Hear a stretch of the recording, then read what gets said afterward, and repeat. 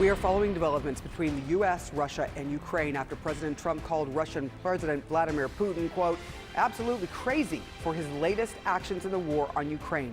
That comment coming after Moscow has launched 3 straight nights of drone strikes, the largest aerial assault so far of the 3-year war. At least 12 people have been killed. Trump posting that Putin is needlessly killing a lot of people and warning that if he tries to conquer all of Ukraine, it will lead to Russia's downfall.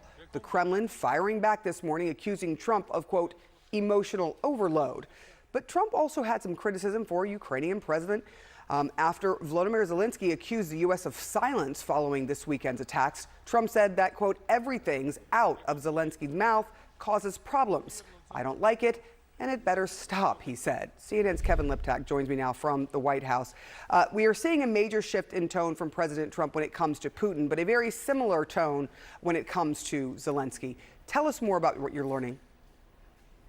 Yeah, and these comments about Putin, I think, are very significant for a president who more often than not is offering a conciliatory message towards the Russian president. These comments really stood out, and I think the timing here is quite notable. You know, it was only 1 week ago that President Trump and President Putin spoke on the telephone. Afterwards, the president essentially taking Putin at his word that he's still interested in a peace agreement, despite Putin maintaining all of these maximalist demands to end the war. Now the president adopting quite a harsh tone towards the leader in Moscow. Listen to what the president said. I'm not happy with what Putin's doing. He's killing a lot of people, and I don't know what the hell happened to Putin. I've known him a long time, always gotten along with him, but he's sending rockets into cities and killing people, and I don't like it at all, okay? We're in the middle of talking, and he's shooting rockets into Kiev and other cities. I don't like it at all.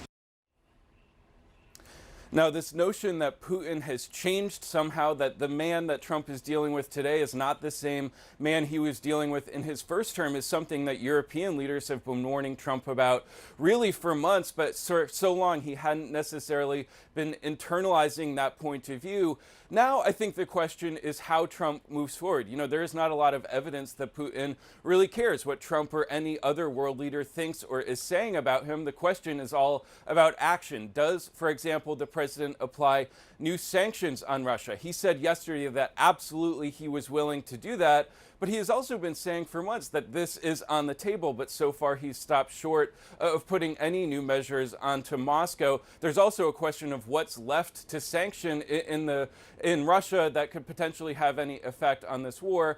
There's also a question of whether President Trump will send new military assistance to Ukraine. You know, he has not approved any new military assistance packages to Ukraine since taking office. He hasn't spent the roughly $4 billion that remains of what Congress has authorized. Based on his comments yesterday about Zelensky, it's not clear that he's willing to go that route. Or this third option, which I think is perhaps more likely based on what the president's saying, does he continue to try and absolve himself of any responsibility for trying to end this conflict? He did suggest after that phone call with Putin that it would be up to Putin and Zelensky to come up with any solution. And he said last night that this is a war that is Zelensky, Putin's, and Biden's wars, not Trump's, and that he was only helping to put out the big and ugly fires. Sarah. Kevin Liptak with a mouthful, a lot going on there. Thank you so much. Erica? Well, with this new wave of deadly Russian strikes combined with the comments from President Trump in the Kremlin this morning, could this mean that any hope of a ceasefire is now even further away? CNN's Nick Robertson joining us now. So, Nick, the comments from President Zelensky talking about the silence on the part of the U.S. encouraging Putin, some of the most direct remarks that he has made, not sitting perhaps well. What does this do to any potential talks? Look, I think the reality is that the potential talks were talks. They weren't a reality and a real immediate path to a meaningful ceasefire. President Putin has been offered that. In fact, President Trump has told him over more than the past 2 months that he wants him to agree to an unconditional ceasefire the same way that Ukraine has. And Putin has punted that, has kicked the can down the road. But what we've witnessed this weekend is a very, very clear message coming from the Kremlin. You have the Kremlin spokesman today, not just accusing President Trump of emotional overload, but stating very, very clearly that President Putin makes decisions that are in Russia's national security and interest. And what that meant was, on Friday, despite the fact that there was underway 3 days of the biggest prisoner exchange so far, which incidentally Friday President Trump hinted that this may be the path to something much bigger, hinting that the path to peace may be open.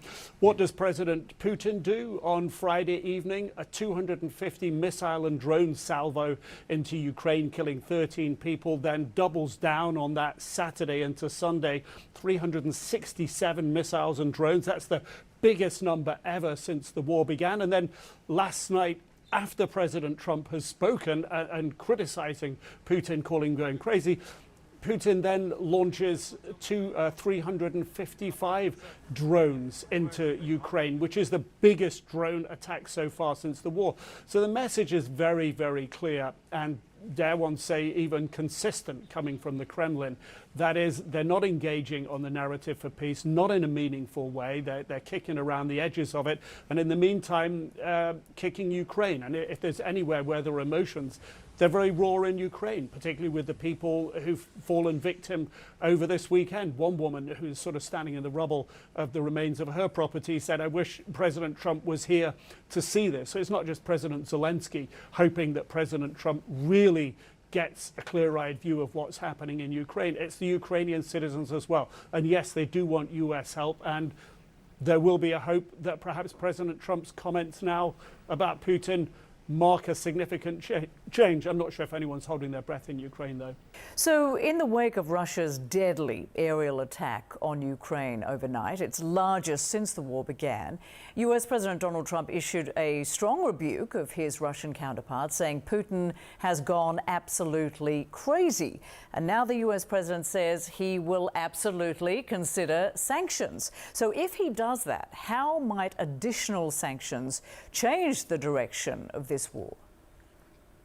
Well, let's see if he actually does that, because he's said that many times in the past and done nothing.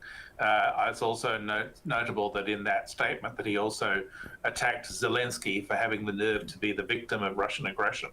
And I think that I'm skeptical that Trump will actually put in sanctions. But if he did, then it would be secondary sanctions designed to undermine Russia's access to oil and energy supplies, to drive up, to reduce the cost of oil and energy supplies, undermine the Russian economy, undermine their ability to sustain a wartime economy, and that would be a positive step. But I am dubious that he'll actually do anything on this occasion.